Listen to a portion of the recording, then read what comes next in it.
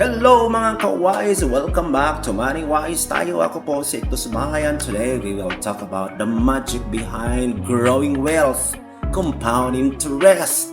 Sabi nga ni Albert Einstein, compound interest is the eighth wonder of the world. Excuse me. Hindi mo man makita agad pero kapag consistent ka, para kang may secret engine na nagpapayaman sa'yo habang natutulog ka.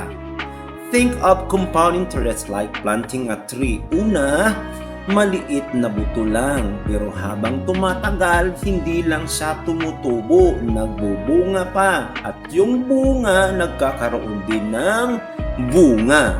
How it works? Number 1, interest on interest. Hindi lang principal ang kumikita, pati yung kinikita mo dati, kumikita na rin. Number 2, time is your best friend. The earlier you start, the bigger your future wealth. Kahit maliit ang initial savings, lalaki ito dahil sa oras. Number 3, consistency. Consistency is the key. Kahit 50 pesos a day, basta tuloy-tuloy, lalaki po yan. Practical example po.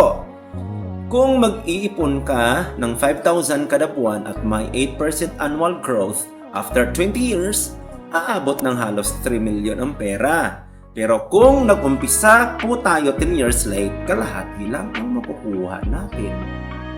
Compound interest works both ways. Pwede siyang maging kaibigan sa savings, pwedeng kaaway sa utang.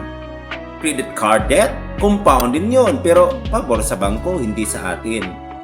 So mga kaibigan, tandaan, it's not about timing the market. It's about time in the market. Start early, be consistent, and let compound interest do the heavy lifting for your future.